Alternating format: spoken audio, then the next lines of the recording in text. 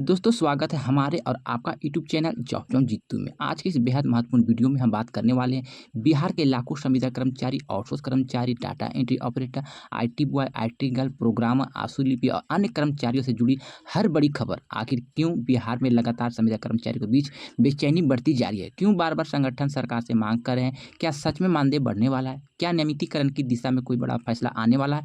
आखिर 17 मई 2026 को पटना में होने वाली बड़ी बैठक में इतनी महत्वपूर्ण क्यों मानी जा रही है? आज की इस वीडियो में हम आपको ए टू जेड पूरी जानकारी विस्तार से बताएंगे, इसलिए वीडियो को अंत तक जरूर देखिएगा, क्योंकि इस वीडियो में जो जानकारी मिलने वाली है वो बिहार के लाखों संविदा कर्मचारी, आउटसोर्स कर्मचारी, दैनिक वेतनभोगी, हटाए गए कर्मचारी के भविष्य से जुड़ी हुई है। दोस्तों, बिहार में पिछले कई वर्षों से हजारों कर्मचारी अलग अलग विभाग में कार्यरत है, जैसे कि आउटसोर्स पे संविदा पर माध्यम से काम कर रहे हैं। कोई डाटा एंट्री ऑपरेटर, कोई IT बॉय, कोई प्रोग्रामर, तो कोई कार्यालय सहायक के रूप में काम कर रहा है। इन कर्मियों को भरोसे बिहार सरकार के कई विभाग में कामकाज चलता है, चाहे ब्लॉक कार्यालय हो, जिला कार्यालय हो या पंचायत कार्यालय हो, शिक्षा विभाग हो, स्वास्थ्य विभाग हो या अन्य कोई सरकारी दफ्तर हो, हर जगह संविदा कर्मचारी की भूमिका बेहद ही महत्वपूर्ण हो चुकी है। दोस्तों, लेकिन सबसे बड़ा सवाल है, क्या इतना बड़ा काम करने के बावजूद भी इन कर्मियों की स्थिति आज भी बेहद खराब क्यों है और क्यों बनी हुई है? आखिर क्यों इनका मानदेय समय पर नहीं बढ़ाया जा रहा है? इसे क्यों अस्थायी कर्मचारी की जैसे सुविधा नहीं मिल रही है? क्यों इनकी शैली हमेशा खतरे में बनी रहती है? यही सवाल आज लाखों कर्मचारी के मन में गूंज रहा है। दोस्तों, आपको बता दें कि बिहार राज्य स्तरीय डाटा एंट्री ऑपरेटर एकता मंच की तरफ से एक महत्वपूर्ण पत्र जारी किया गया है। इस पत्र के माध्यम से बिहार के सभी जिले के अध्यक्ष, जिला सचिव और सक्रिय साथियों को एक बैठक में शामिल होने का आह्वान किया गया है। यह बैठक 17 मई 2026 को पटना में आयोजित होने वाली है।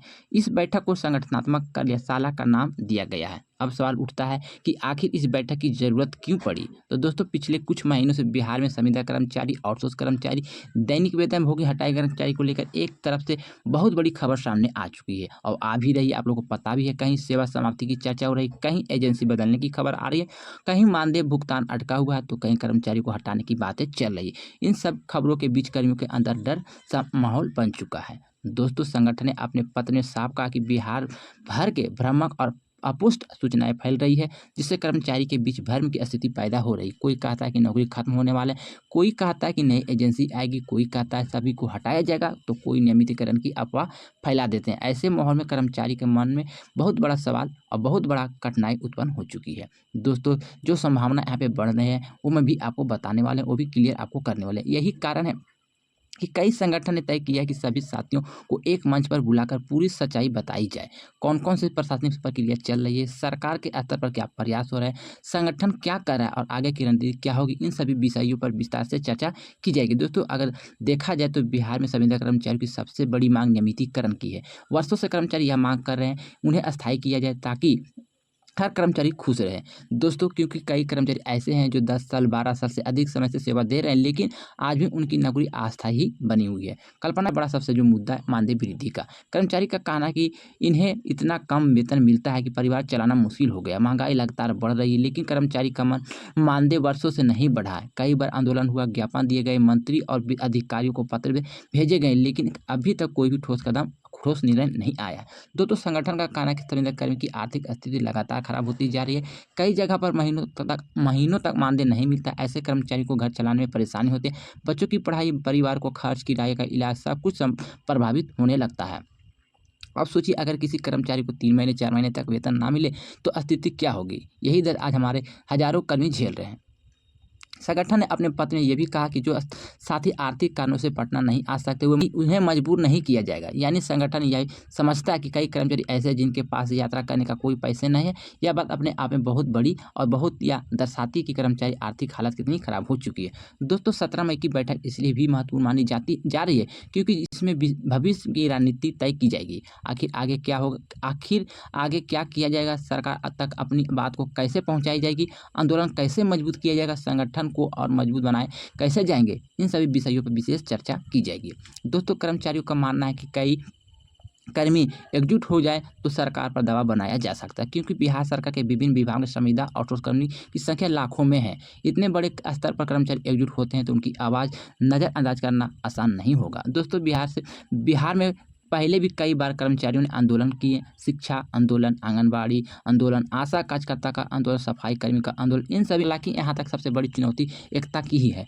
कई बार देखा जाता है कि कर्मचारी अलग अलग संगठन में बढ़ जाते हैं, कुछ लोग आंदोलन में शामिल होते हैं, कुछ नहीं होते। ऐसे में आंदोलन कमजोर पड़ जाता है। यही कारण कि संगठन बार बार टूटता, एकजुटता पर जोर पड़ता है। दोस्तों, पत्र में साफ कहा गया कि संगठन की मजबूती ही कर्मचारी की सबसे बड़ी ताकत। अगर कर्मचारी एकजुट रहेंगे तो उनकी मांग मजबूती से मिलेगी।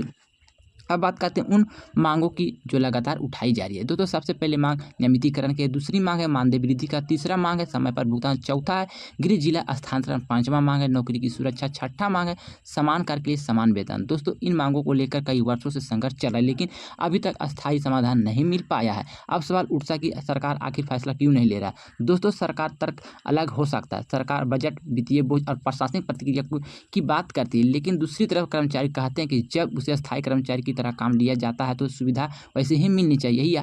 यह विवाद सिर्फ बिहार का नहीं है, पूरे देश के कई राज्यों में संविदा कर्मचारी को लेकर इसी तरह की स्थिति बनी हुई है। कई राज्यों में आंदोलन हुए, कोर्ट केस हुए और कुछ जगहों पर अब सरकारों ने राहत भी दी। इसलिए सरकार चाहती है कि बिहार में भी इस तरह के सभी कर्मियों को सुविधा दे। बिहार के कर्मचारी भी उम्मीद लगाए बैठे हैं कि उन्हें भी भविष्य में कोई बड़ी राहत मिल सकती है। दोस्तों, इस पूरे मामले को सोशल मीडिया की भूमिका काफ़ी बढ़ गई। आजकल यूट्यूब, फेसबुक और व्हाट्सएप के माध्यम से हर खबर तेजी से फैलती है, लेकिन कई बार गलत खबर भी वायरल हो जाती है। यही कारण है कि संगठन ने अपुष्ट खबरों से बचने की अपील की है। कई कर्मचारी छोटे छोटे अफवाहों से परेशान हो जाते हैं। कोई कह देता है कि नौकरी खत्म हो जाएगी तो कोई कहता है कि सभी कर्मियों को हटा दिया जाएगा। इससे कर्मचारी को मानसिक तनाव बढ़ जाता है। इसलिए संगठन चाहता है कि सभी साथी सीधे संगठन से जुड़ी जानकारी पर भरोसा करें। दोस्तों, अब थोड़ा समझिए कि आखिर डाटा एंट्री ऑपरेटर और अन्य आउटसोर्सिंग कर्मी का काम इतना महत्वपूर्ण क्यों है। आज के डिजिटल दौर में सरकारी काम को पूरी तरह से कंप्यूटर आधारित हो चुका है। हर विभाग में ऑनलाइन डेटा अपलोड होता है, रिपोर्ट बनती है, पोर्टल चलाने होते हैं और रिकॉर्ड अपडेट करना होता है। ये सारे काम डाटा एंट्री ऑपरेटर और आईटी स्टाफ के से ही संभव है।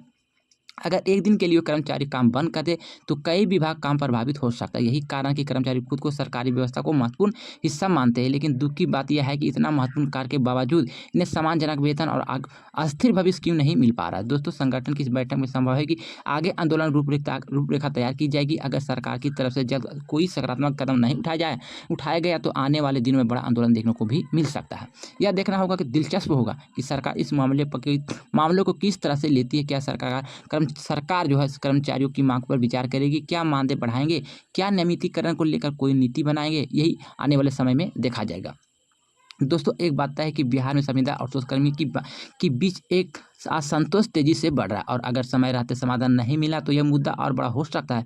दोस्तों, कई कर्मचारी यह भी मांग कर रहे हैं कि आउटसोर्स कर्मचारी एजेंसी की मनमानी पर रोक लगाई जाए, क्योंकि कई बार एजेंसी पर आरोप लगता है तो वो समय पर भुगतान नहीं करती, कर्मचारी का शोषण करती और प्रदर्शन नहीं रखती है। कर्मचारी का कहना है कि सरकार सीधे निगरानी करे तो स्थिति बेहतर हो सकती है। अब बात करते हैं युवा वर्ग की।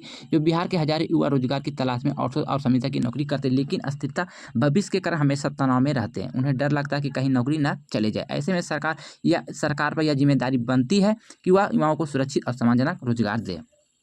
दोस्तों, इस वीडियो के माध्यम से हम किसी प्रकार के अफवाह नहीं फैला रहे हैं, हम सिर्फ वही जानकारी बता रहे हैं जो संगठन की तरफ से पत्र सामने आई। इसलिए किसी भी खबर पर भरोसा करने से पहले आधिकारिक जानकारी जरूर देखें। अब अंत में सबसे बड़ा सवाल आपसे है, क्या बिहार के सभी संविदा कर्मचारी, आउटसोर्स कर्मचारी दैनिक वेतनभोगी कर्मियों की मांग जायज है? क्या सरकार इनके मानदेय को बढ़ानी चाहिए? क्या वर्षों से काम करे कर्मियों के नियमितीकरण करना चाहिए? क्या आउटसोर्स व्यवस्था को बदलाव करना चाहिए? अपनी राय कमेंट बॉक्स में जरूर बताइए। अगर आप भी बिहार सरकार या संविदा आउटसोर्स के तहत काम करें तो अपनी समस्या कमेंट में लिखिए। आपका कमेंट हजारों लोगों की आवाज़ बन सकती है। वीडियो पसंद आए तो वीडियो को लाइक कीजिए, वीडियो को ज़्यादा से ज़्यादा शेयर करें। चैनल पर पहली बार जुड़े तो चैनल को सब्सक्राइब कीजिए। मैंने जो जानकारी दी है वो सारा जानकारी एक पत्र के द्वारा दिया गया है। मैं आपको पत्र के माध्यम से आपको ये जानकारी बताए हैं। तो जैसे कि आप लोग स्क्रीन पर पत्र भी देखे होंगे, उसमें सारा जानकारी लिखा गया, उसी के आधार पर ये जानकारी मैं आपको बताएं। अगर जानकारी पसंद आए हैं तो वीडियो को शेयर कर सकते हैं। मैंने जानकारी दे दी है, कोई जानकारी छूट गए, बोलने में मिस्टेक हो या कोई गलती हो गई तो आप अपना छोटा भाई समझ के भी क्षमा कीजिएगा। अगर आपने अभी तक हमारे YouTube channel Job John Jeetu को सब्सक्राइब नहीं किए तो फटाक से जाके यूट्यूब चैनल को सब्सक्राइब कर लीजिए और बेल वाला आइकन को ऑल जरूर कीजिए, ताकि बिहार कर्मचारी मानदेय, आउटसोर्सिंग, संविदा कर्मचारी, आशा, आंगनबाड़ी और सरकारी योजना से जुड़ी हर बड़ी अपडेट सबसे पहले आप तक पहुंच सके। मिलते हैं अगली वीडियो में, जब तक के लिए goodbye, thanks for watching, जय हिंद, जय।